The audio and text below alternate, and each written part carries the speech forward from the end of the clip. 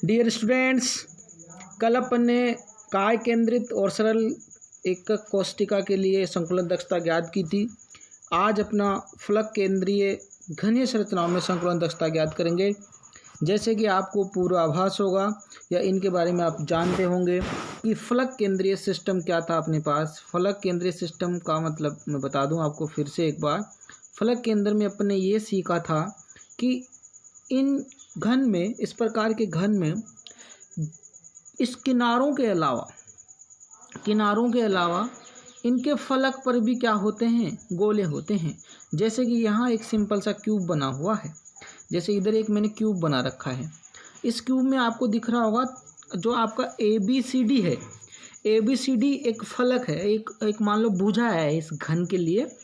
ऐसे ही आपकी खूब सारी आपस में भुजाएं हैं, जैसे एक आपकी ABCD भुजा है, ठीक है, 6 भुजाएं इसके अंदर। तो इसकी दूसरी भुजा क्या हो जाएगी अपने पास, CDEF,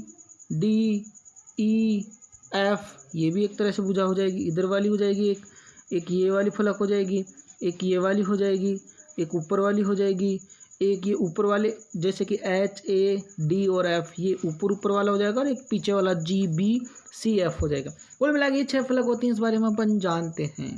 तो अब करना क्या है, अपने को एक फलक में विकर्ण लेना है ताकि हम उस मतलब एक तरह से उस फलक के बारे में जान सकें, फलक के बारे में कुछ कर सकें।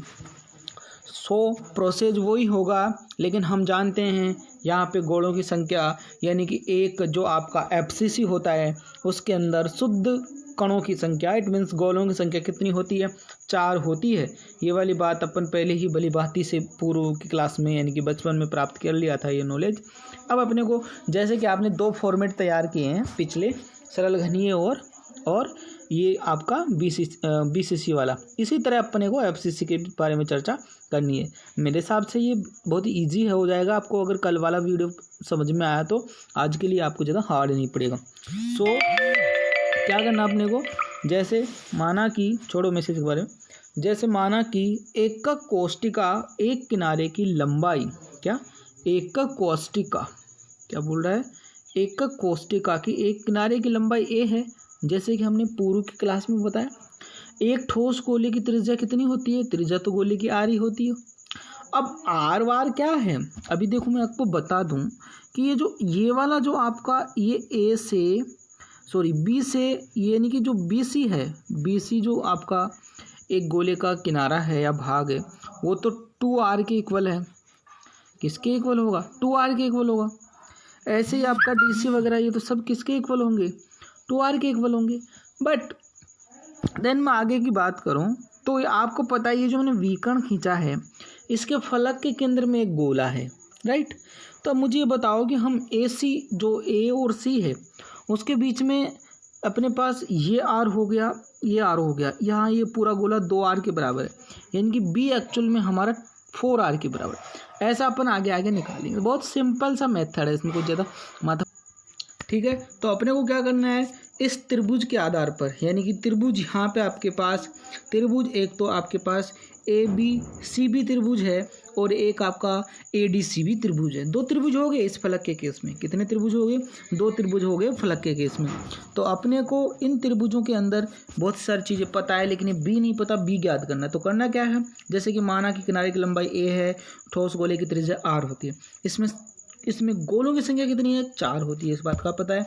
त्रिभुज ABC एक समकोण त्रिभुज है, जैसे कि आपको पता है त्रिभुज ABC एक समकोण त्रिभुज है।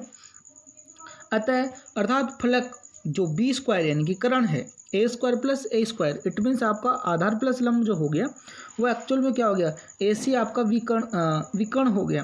तो आपने क्या कर दिया, B² =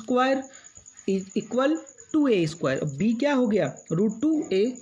अब ये B एक्चुअल में B क्या है, एक्चुअल में मैं B दिखाऊं आपको, तभी मैंने कहा था जो B है एक्चुअल में B 4R के इक्वल है। ये बात आप समझ गए, क्यों, क्योंकि B है AC और AC के बीच में देखो गोलों का अगर मैं त्रिज्या देखते हैं तो एक इस गोले की त्रिज्या R, इस गोले की त्रिज्या R, और ये जो B पे जो इसके फलक के केंद्र में गोला है वो भी तो 2R के बराबर है। एक्चुअल में B किसके इक्वल है, 4R के बराबर है। तो अपन यहाँ पे अपन क्या कर सकते हैं, ये जो b की वैल्यू है वो किसके बराबर है, 4r के बराबर है, और b किसके बराबर है, b बराबर है √2a के बराबर है। तो अपन √2a एंड 4a को इक्वल लिख सकते हैं। आई थिंक किसी को कोई प्रॉब्लम नहीं होगा। इसी प्रकार से अपन क्या कर सकते हैं, जैसे कि आपका a निकालना अपने को, तो यहाँ से a निकालेंगे तो जाहिर सी बात है √2 का चला जाएगा, अपॉन में चला जाएगा, नीचे चला जाएगा, कोई दिक्कत यहाँ से नहीं आई होगी। अब करना क्या है, ये आप इसको अपन कैसे कर सकते हैं, 2 × 2 भाई 4 को अपन लिख सकते हैं 2 × 2 r√2, यहाँ तक किसी को कोई प्रॉब्लम नहीं आनी चाहिए। फिर अपन इसको कैसे सोल्व कर सकते हैं, मैं अगेन मैं 2 को √2 लिख सकता हूँ भाई। जैसे मैंने यहाँ 4 को क्या कर दिया 2 × 2 √2 r, सेम ऐसे ही मैं अगर किसी दो को, इनमें से एक दो को मैंने कैसे कन्वर्ट कर दिया √2। अब आपको पता है नीचे वाला √2 से एक √2 कट गया, बचा क्या, बचा 2 × √2 r। तो एक्चुअल में a का मान कितना सा बच रहा है, 2 √2 r, राइट। अब a की वैल्यू आ गई, a मतलब भुजा, और अपन संपूर्ण आयतन का अगर आपको निकालना है तो भुजा क्यूब करते हैं। r हमारे पास ये आ गया, ठीक है। अब देखो आपके केस में अपने पास a की वैल्यू क्या हो गई, a की वैल्यू हो गई 2 √2 r, और अगर r की वैल्यू चाहिए तो क्या हो सकता है, a/2 √2, क्या हो सकता है 2 √2, सिंपल।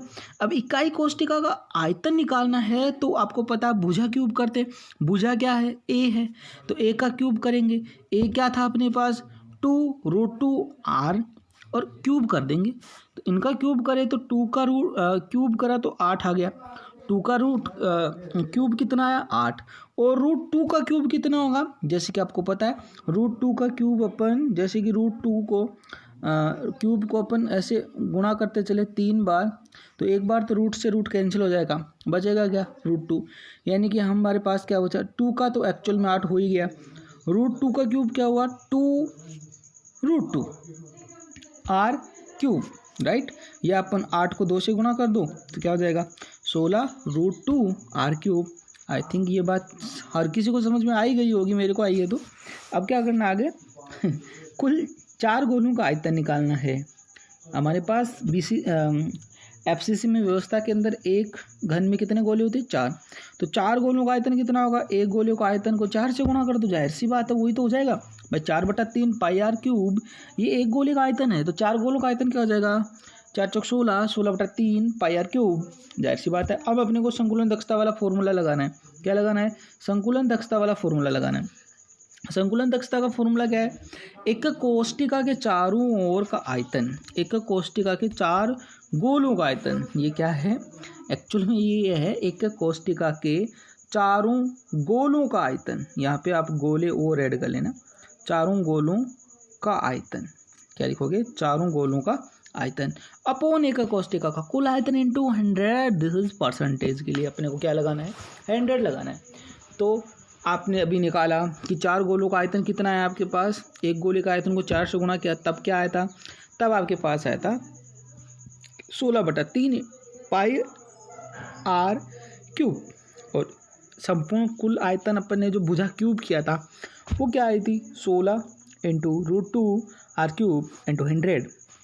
जैसे कि आपको पता है r क्यूब से r क्यूब कट गया, 16 से 16 कट गया, बचा क्या बताओ, बचा क्या, ऊपर पाई बच रही है, ठीक है, और नीचे आपका वैसे तो 2 √2, लेकिन ये √2 जो है नीचे रहेगा, इधर वाली नीचे की चीज़ जो है वो भी नीचे आ जाएगी।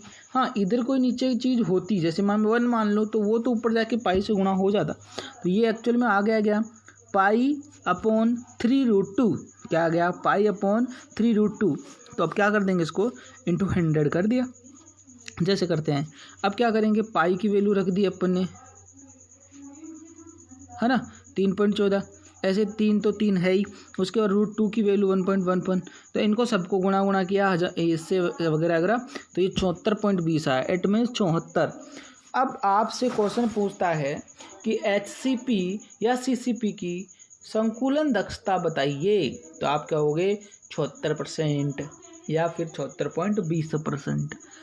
ये संकुलन दक्षता के तीनों क्वेश्चन सीधे भी पूछे जाते हैं, संकुलन दक्षता का फॉर्मूला भी पूछ लेते हैं, और अगर एग्जामिनर खड़ूस हो, बाकी आज तक ऐसा संभावना कम बनती है, पॉसिबिलिटी, और हो जाए तो आप निकाल लोगे। मेरे अंदाज से इस चैप्टर की यही एक मतलब एक तरह से डेरिवेशन थी, कोई अपने को कहीं परसेंटेज निकालने की मैथमेटिकल कैलकुलेशन, तो बहुत ही इजी कैलकुलेशन थी। इसमें किसी प्रकार के किसी भी टाइप के बच्चों को किसी भी प्रकार की कोई प्रॉब्लम नहीं आती है, ऐसा मेरा मानना है, और मेरा मानना है तो आपका भी मानना होगा ही होगा। अब ये बात हमारी कंप्लीट हो गई। अब अपन एक और इम्पोर्टेंट क्वेश्चन के ऊपर चर्चा करने चाह रहे हैं, एक कोष्टिका का घनत्व, डेंसिटी। एक कोष्टिका यानी कि यूनिट सेल का डेंसिटी क्या होता है। सपोज डेट इसके लिए जो फॉर्मूला हमारे एक कोष्टिका के घनत्व के लिए जो फॉर्मूला बनता है, एक्चुअल में घनत्व का फॉर्मूला क्या बनता है, द्रव्यमान बटा आयतन। वही फॉर्मूला है, हम कोई चेंज थोड़ी करते हैं। अरे कभी साइंस चेंज थोड़ी होगी, केमिस्ट्री चेंज थोड़ी होगी, कोई चीज़ चेंज नहीं होती। कोर्स चेंज हो सकते हैं लेकिन बातें चेंज नहीं होती, ठीक है। तो एक कोष्टिका का आयतन, क्योंकि हम एक कोष्टिका, देखो घनत्व, अगर घनत्व का फॉर्मूला क्या होता है, द्रव्यमान बटा आयतन। अगर एक कोष्टिका की घनत्व की बात कर रहे हैं तो एक कोष्टिका का द्रव्यमान अपॉन एक कोष्टिका का आयतन, सिंपल फॉर्मूला तो वही है जो अपन ने 9th में पढ़ा था, ठीक है। चलो अब यहाँ पे कुछ पैरामीटर लिए जा रहे हैं, जैसे कि डी मतलब डेंसिटी घनत्व, जैसे कि मतलब जेड इसका मतलब होता है एक कोष्टिका में परमाणुओं की संख्या कितनी है। जैसे कि सिंपल में 1 होती है, बीसीसी में 2 होती हैं, एफसीसी में, एससीपी में अब के 4 होती हैं, हेक्सागोनल षटकोणीय में 6 भी हो जाती है। तो इट मीन्स ये क्या है, ये जेड है एक कोष्टिका में परमाणुओं की संख्या। देन उसके बाद एम आप जानते हो, एक परमाणु का द्रव्यमान या भार, यानी कि एक्चुअल में उसका मास कितना है वो लेंगे। ए जो है आपकी, अभी अपन ने ए को क्या मान रहे हैं, ए को क्या तवज्जो दे रहे हैं, किनारे की लंबाई, जो अपन 2r कभी 4r कभी जो सो एन, जो अपन ए में 2r की वैल्यू निकालें वही तो किनारे की लंबाई होगी। इसी प्रकार एन ए को अपन 9th क्लास से पहली बार पढ़े थे, आवगाद्रो, वही सही सोच रहे हो, ठीक है। तो इसमें से किसी एक अज्ञात पैरामीटर का, ज्ञात पैरामीटरों की सहायता से हम उसका क्या कर सकते हैं, ज्ञात कर सकते हैं, कैलकुलेशन कर सकते हैं, अगर हम लोग को सारी चीज़ें दे सकती हैं तो जाहिर सी बात है, सो स्वीट और simple, top and most, very really and very very important formula क्या बन जाता है आपके पास, D equal Z M upon A cube, या फिर इसको हम कह सकते हैं Z M upon A cube N A, number of atom molecule, Avogadro number. तो so and most of top and formula and important formula. So एक कोष्टिका घनत्व का फॉर्मूला पूछ लिया जाता है, ओनली फॉर्मूला पूछ लिया जाता है, तो ये अपने को करना है। इस फॉर्मूले को कौन क्या क्या है, क्या क्या नहीं है, सो जो भी है वो मैंने आपको यहाँ पे पूर्ण रूप से एक्सप्लेनेशन किया है इसके लिए। सो अब चलते हैं आगे। किसी को किसी प्रकार की कोई प्रॉब्लम है तो बताना। अवगाद्रो क्या होता है, अवगाद्रो संख्या आप जानते हो, अवगाद्रो की वैल्यू आप जानते हो, मोल कंसेप्ट में अपने पढ़ा रखा है। अब आता है top and most topic question, बहुत इंपॉर्टेंट क्वेश्चन, मुझे लगता है ये बोर्ड की दृष्टि से बहुत ही ज़्यादा इंपॉर्टेंट क्वेश्चन है। इस प्रकार के क्वेश्चन बोर्ड बड़ा अच्छी तरह से देता है और आप अच्छी तरह से जानना चाहता है इनके बारे में। तो अब यहाँ पे अपन एक और ठोसों में अपूर्णताएं, यानी कि अपन अभी जो बात कर रहे हैं ठोसों के बारे में बात कर ली, स्ट्रक्चर की बात कर ली, घनत्व की, बहुत कुछ अपन ठोसों के आंतरिक संरचना तक की बातें करी हैं। बट अब यहाँ पे कुछ देखो 100% कोई शुद्ध नहीं होता है, उसमें कुछ ना कुछ डिफेक्ट्स ज़रूर होते हैं। तो अपन अब ठोसों में अपूर्णताएं क्या हैं एंड इम्प्योरिटीज़, इनकी त्रुटि, दोष, कमियां, बहुत सारी चीज़ें इस प्रकार से भिन्न भिन्न प्रकार के पढ़ने वाले हैं। क्योंकि देखो 100% कोई प्योर नहीं होता, 100% की कोई डेंसिटी भी नहीं है।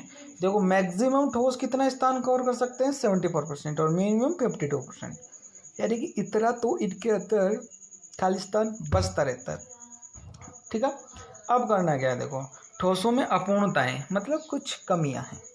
देखो क्रिस्टलों की संरचना से ऐसा प्रतीत होता है, देखो कंप्लीट नोट्स हैं एंड आपको बहुत ही सिंपल तरीके से ये चीज़ें सब समझ में आ ही जाएंगे आपको। क्रिस्टलों की संरचना से ऐसा प्रतीत होता है कि उसमें उनके अवयवी कणों की व्यवस्था पूर्णतः नियमित होती है। ऐसा तो अपन जानते हैं कि उनमें अवयवी कणों की संख्या भी उनकी क्या होती है, फिक्स होती है, और व्यवस्था भी क्या होती है, फिक्स होती है। लेकिन वास्तविक क्रिस्टलों में ऐसा नहीं होता, तथा उनकी संरचनाओं में अपूर्णता डिफेक्ट होती हैं। बोले सर आप तो ये बोल रहे थे शुरू के अंदर तो कि ऐसा एक्रिस्टल ठोसों में होता है, जो निम्न कारणों से हो सकती है। ताप, सामान्यतः परम ताप, जो परम ताप होता है वो 0 डिग्री होता है, 273 केल्विन। 273 केल्विन परम ताप होता है, उसका मतलब क्या होता है 0 डिग्री सेल्सियस। सामान्यतः परम ताप, ये बड़ा वाला ताप है ना, कैपिटल 0 डिग्री। उसके बाद अपन 0 केल्विन ताप पर ही क्रिस्टलों की ऊर्जा न्यूनतम होती है। यानी कि ताप अगर इनका इतना है तो ही इन क्रिस्टलों की ऊर्जा क्या होगी, न्यूनतम होती है, जिससे वे पूर्ण रूप से व्यवस्थित रूप से रह पाते हैं। यानी कहने का मतलब है इस टेम्परेचर पर ठोसों के जो अणु परमाणु आयन हैं वो कंप्लीटली अरेंजमेंट हो जाएंगे। जैसे हम जिस चाव से इनको अरेंजमेंट करना चाहते हैं इन गोलों को, वो एक निश्चित ताप पर ही ऐसा हो सकता है, बाकी हम चाहिए वैसे नहीं हो सकता। वाह कैसा सुंदर कलर है, ठीक है। तो जैसे कि अब अगर ये निश्चित ताप पर ही इस प्रकार की व्यवस्था बना पाएंगे, अगर इनको टेम्परेचर दे दिया, इनको वास्ते दिखा दी, यानी कि ताप दिखा दिया, तो फिर क्या हो जाएगा, इनमें कंपन हो जाएगा और ये अपनी जो स्थिति है मतलब उसके अंदर बदलाव ले आएंगे, एक्सचेंज कर लेंगे। तो अपन चाहते हैं कि इन ठोसों की संरचना निश्चित होती है, तो कहीं ना कहीं इंटर स्पेस में इनके मध्य कोई ना कोई कंपन, वाइब्रेशन या कुछ ना कुछ हलचल हो जाएगी। आ रही बात समझ में। देन अपन क्या कहना चाहते हैं कि ऊर्जा न्यूनतम होती है जिससे वे पूर्ण रूप से व्यवस्थित होते हैं। अगर ऊर्जा न्यूनतम है तो वो क्या होंगे, पूर्ण रूप से व्यवस्थित होंगे। अगर ऐसे क्रिस्टल में जिसमें अपूर्णता ही नहीं होती है, आदर्श क्रिस्टल कहलाता है। वेरी गुड, आदर्श वर्ड है। आदर्श का मतलब क्या होता है, जिसमें कोई मतलब कमी नहीं होती है। जैसे राम को एक आदर्श पुरुष माना गया है, उसके बाद हम किसी को आदर्श पुरुष कहते ही नहीं है ना। आदर्श का मतलब जो सभी मतलब ज्ञान, ध्यान, धर्म, मर्यादाएं, सत्य असत्य, इन सब का क्या रखता हो, ज्ञान नहीं, इन सब का पालन करता हो। ज्ञान तो सबको है, ठीक है। तो आदर्श क्रिस्टल का मतलब ये हुआ कि ऐसे क्रिस्टल जो एक परम ताप पर जिनकी ऊर्जाएं बिल्कुल न्यूनतम होती हैं, वो क्या करते हैं, एक पूर्ण रूप से एक निश्चित क्रम में व्यवस्थित होते हैं, ठीक है। लेकिन ताप में वृद्धि के साथ साथ क्रिस्टल के अवयवी कण गतिमान होने लगते हैं। जैसे मैंने भी कहा कि अगर अपन ताप दे देंगे किसी भी ठोस को, तो उसके कण जो होते हैं कंपन करेंगे या गति करेंगे, मोशन करेंगे, वहां से हलचल होगी उसके अंदर।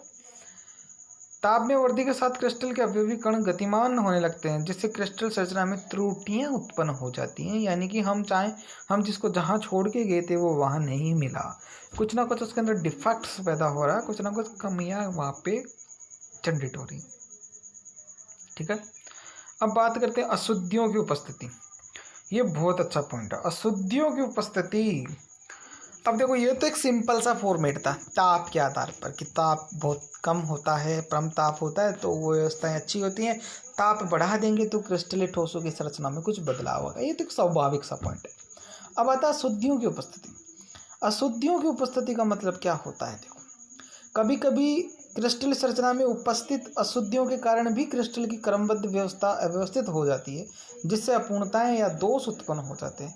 अब देखो, अब आपको पता है अशुद्धि मिल जाए किसी शुद्ध चीज़ के अंदर, जैसे अब NaCl का ही जैसे मान लो सोल्ट है, उसके अंदर अशुद्धियाँ मिला दें, कुछ और सोल्ट मिला दें, तो एक्चुअल में NaCl की जो स्ट्रक्चर थी वो डिस्टर्ब हो गई। या कुछ इस प्रकार के आयन ले आए, कोई क्लोराइड को खींच ले, कोई सोडियम प्लस को खींच ले, तो क्या होगा, उसकी जगह कोई और आ गया। तो जो पहले से सोडियम क्लोराइड का जो क्रिस्टल बना हुआ था उसमें तो क्या आ गया, बदलाव आ गया ना। तो यहाँ पे ऐसा ही होता है कि ये त्रुटियां वैसे अपने दो प्रकार से देखेंगे, एक तो बिंदुीय या परमाणु त्रुटि होती है और एक इलेक्ट्रॉनीय त्रुटि होती है। कुछ इलेक्ट्रॉनों के कारण हो जाती है, कुछ बिंदु परमाणुओं के कारण भी ऐसा हो जाता है। तो सबसे पहले अपन बिंदु या परमाणु त्रुटियों की बात करेंगे, पॉइंट और एटम डिफेक्ट्स, है ना। सबसे पहले किसकी बात करेंगे, बिंदु या परमाणु त्रुटि, जिसको अपन पॉइंट और एटम डिफेक्ट्स कहते हैं। बहुत अच्छे से समझना, बहुत अच्छे से समझाऊंगा, आपकी जो गृहस्थी का नॉलेज है उसके आधार पर मैं इसको समझा दूंगा। जाहिर सी बात ये हो रही है यहाँ पे कि किसी के अंदर बिंदु या किसी परमाणु का दोष हो सकता है, यानी कि कोई परमाणु कुछ मतलब किसी कारणवश ज़्यादा भी आ सकता है और किसी कारणवश कम भी रह सकता है, खालिस्तान भी रह सकता है। तो इस प्रकार के दोष को अपन पढ़ते हैं।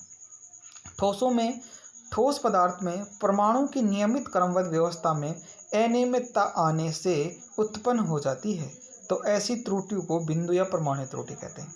अनियमितता, अब देखना, इस बात को समझने की कोशिश करना, ये दो प्रकार के कारणों से हो सकती है। अब अनियमितता दो प्रकार के कारणों से होता है। जैसे अब इस डायग्राम में तो आपको कम समझ में आएगा, लेकिन अभी देखना त्रुटि कैसे समझ में आएगी। ये है भैया आपकी ट्रे, क्या है, नाश्ते वाली ट्रे। इसके अंदर हमने रख दिया भैया ये शरबत यानी नाश्ता रख दिया। ये नाश्ता की प्लेटें लगा दी हमने इसके अंदर, ठीक है। नाश्ते क्या लगा दी, प्लेटें लगा दी। हम तो क्या कर रहे थे, कोठियार से, इट मीन्स उस मिठाई घर से नाश्ते की प्लेटें ला रहे थे, पूरी भर कर लाए थे, ठीक है। अब होता क्या है, हम नाश्ता मेहमानों को पकड़ाने जा रहे हैं। क्या कर रहे हैं, हम मेहमानों को नाश्ता पकड़ाने जा रहे हैं। हमारे साथ चोट क्या हुई, हमारे रास्ते के अंदर आ गए, हमारे रास्ते के अंदर आ गए भैया बच्चे। कौन आ गए हमारे रास्ते के अंदर, हमारे रास्ते के अंदर आ गए बच्चे। अब बच्चे क्या करेंगे, बच्चे टकटकाई लगाए बैठे हैं। ये बच्चा आ गया, अब आप ले जा रहे हो भाई साहब नाश्ता मेहमानों के पास। बच्चे ने बीच में नाश्ता देख लिया, बच्चा क्या करेगा, एक प्लेट उठा लेगा बीच में से। अब आप मना भी नहीं कर सकते। अब अगर ये वाली प्लेट आप क्या करते हो, मेहमानों के पास लेके जाते हो, तो मेहमानों को क्या लगता है, डिसऑर्डर लगता है। मेहमानों को ऐसा लगता है इसमें से किसी ने नाश्ता उठाया हुआ है, इस प्लेट में दोष है। आ रही बात समझ में। यानी कि आपने जो कोई निश्चित व्यवस्था की है, वो व्यवस्था किसी कारणवश भंग हो जाए, यानी कि वहाँ पे वो कर्म व्यवस्था नहीं मिले। जैसे मैं आपको क्लास में डांट फटकार के ऐसे क्रमवार बैठा दूँ, चल तू यहाँ बैठ, तू यहाँ बैठ, तू यहाँ बैठ। मैं चला गया किसी कारणवश और मेरा ध्यान बोर्ड पे है, कोई एक बच्चा बाहर निकल के भाग गया या कोई बाहर से अंदर आके बैठ गया, तो उस क्लास में एक तरह से क्या है, दोषी तो है। तो ऐसा ही दोष यहाँ पे उत्पन्न हो गया। यानी कि हुआ क्या कि एक कण यहाँ से, यानी कि एक गोला यहाँ से कहीं और चला जाता है, कहीं और निकल कर चला जाता है, तो वो क्या है, दोष है। दोष तो है ही, उसकी रेगुलरिटी पे क्या आ गई, कमी आ गई। बस तो यही बात मैं समझाने की कोशिश कर रहा हूँ। जैसे कहना क्या चाहता है, इसको बोलते हैं रिक्ति का दोष। रिक्ति का दोष मतलब वहाँ पे खाली रिक्त स्थान बच जाता है ना, इसलिए इस दोष का नाम क्या दे, बोलो सर इसको रिक्ति का दोष दे दो। इसमें रिक्ति बच गई, मतलब रिक्त रह गया। ये यहाँ की जगह क्या हो गई, इस नाश्ते की प्लेट की जगह रिक्त हो गई, इसलिए अपन इसको क्या बोल देंगे, रिक्ति का दोष बोल देंगे। तो रिक्ति का दोष अब आप कभी नहीं भूलोगे, रिक्तिका नहीं, रिक्ति का, है ना, रिक्ति का दोष। जब किसी जालक में रिक्त स्थान रह जाए तो ऐसी त्रुटि को रिक्तिका त्रुटि कहते हैं, जिससे जालक के घनत्व में कमी आती है। अब बस क्वेश्चन मोस्ट यहीं से बनता है, रिक्तिका दोष के कारण जालक के घनत्व में कमी आती है या वृद्धि होती है।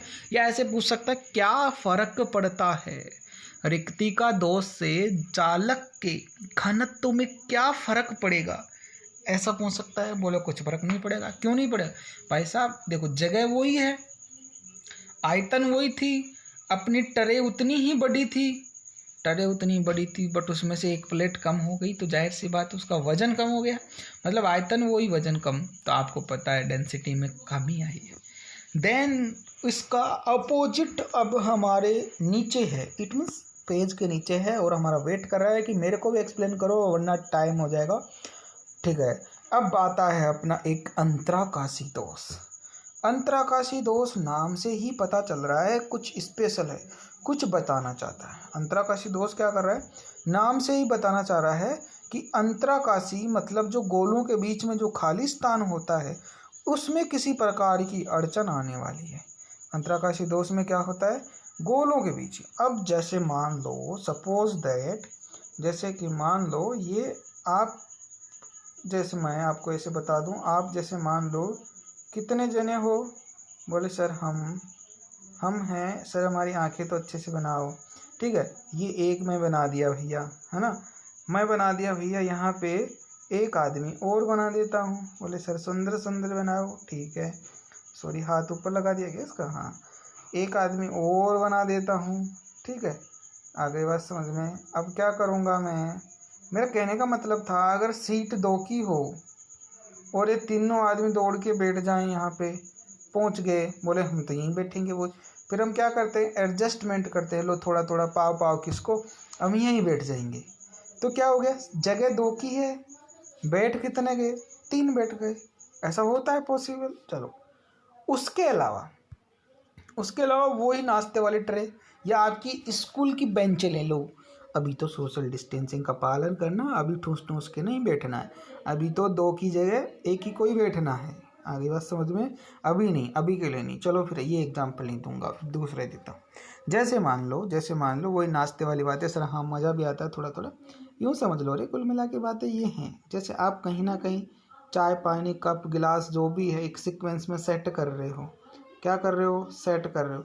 फिर आपको लगा कि यार इसके अंदर ये आएंगे तो इसके अंदर 4 चौक 16 या जो भी आपने वर्ग स्क्वायर से लगाया, एक एक्स्ट्रा है तो आप क्या करोगे, चलो इनको थोड़ा थोड़ा इधर उधर सेट करो और इसको एक को यहीं डाल दो। बाबा इसके लिए क्या दूसरा लेके जाएंगे। मतलब कुल मिला के क्या करना है, उसके अंदर ही आपको एडजस्ट कर देना है, थोड़ा टेढ़ा तिरछा कर करा के। तो ये देखो, ये व्यवस्था जो मैंने बनाई थी वो ये समझाने की कोशिश की थी। ये गोले 1 बाई 1 बने, ये गोले 1 बाई 1 बने, लेकिन देखो यहाँ पे एक लाइन, इन दोनों लाइनों के बीच में एक गोला एक्स्ट्रा आ गया। आयतन वही, क्षेत्रफल वही, गोला एक्स्ट्रा। अब बताओ, आयतन वही है लेकिन उसके अणुओं की संख्या ज़्यादा हो गई तो घनत्व ज़्यादा होगा। क्या हो जाएगा? घनत्व ज़्यादा होगा। दोष तो है ही, सीक्वेंस बिगड़ गया, हमारा क्रम बिगड़ गया। तो दोष तो कौन सा हुआ? अंतराकाशी। वो गया कहाँ? जैसे अंतराकाशी का मतलब हुआ, जैसे ये बीच का अंतराकाशी स्थान है तो इस स्थान के अंदर ही वो थोड़ा इधर उधर मारा, कोने का दक्खा जगह बनाया, यहीं सेट हो गया। इसलिए इसको अंतराकाशी दोष कहा गया। क्या कहा गया? अंतराकाशी दोष कहा गया। तो जब कुछ अवयवी कण अंतराकाशी स्थानों में पहुंच जाते हैं और ऐसी त्रुटियां अंतराकाशी त्रुटियां कहलाती हैं, जिससे क्रिस्टल का घनत्व क्या होगा भाई? बढ़ेगा। जाहिर सी बात है। अब उसमें कम हो रहा था क्योंकि वहाँ से तो एक गायब हो रहा था, यहाँ एक एक्स्ट्रा आ रहा है। क्या आ रहा है? एक एक्स्ट्रा आ रहा है, यानी कि एक ज़्यादा आ रहा है, एक्स्ट्रा। ठीक है, तो यहाँ पे क्या आ रहा है? ज़्यादा आ रहा है। तो यहाँ पे क्या होगा? यहाँ पे कुल मिला के घनत्व बढ़ जाएगा, आयतन वही रहेगा।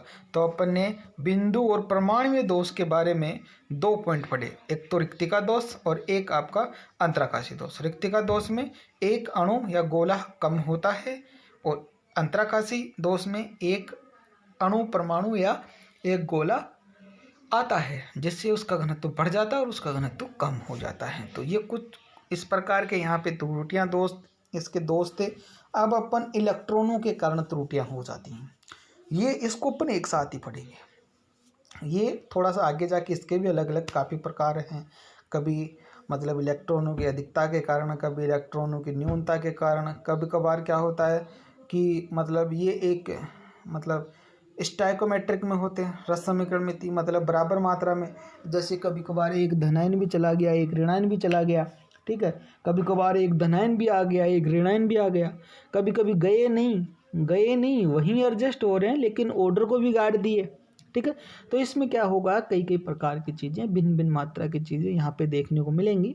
तो उसका अपन क्या करेंगे कि स्केलेटन तैयार करेंगे, एक मतलब तंत्र तैयार करेंगे कि ये जो यहाँ पे आपकी इलेक्ट्रॉन त्रुटियाँ हैं, क्या हैं, इलेक्ट्रॉन के कारण जो त्रुटियां उत्पन्न होती हैं वो स्टाइकोमेट्रिक कितनी होती है और नॉन स्टाइकोमेट्रिक कितनी होती है। यानी कि एक तो बिल्कुल जैसे कि जितना इधर है, जैसे जितना इलेक्ट्रॉन है उतना मतलब जितना प्लस है उतना माइनस। एक है कि प्लस कम माइनस ज़्यादा, है ना।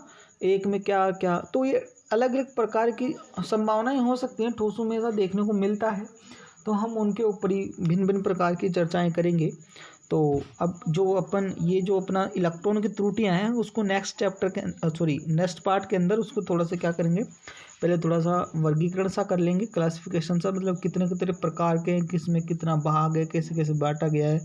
फिर बस जैसे अभी आपको 2 समझ में आई है वैसे ही वो आगे की 4 समझ में आ जाएंगी। मुझे लगता है यहाँ तक किसी को कोई प्रॉब्लम नहीं होनी चाहिए, और अगर प्रॉब्लम है तो आप पूछ सकते हो। आपके लिए सारे ऑप्शन, सारे रास्ते खुले हैं, और अब तो स्कूल भी खुल जाएगी, डोंट वरी।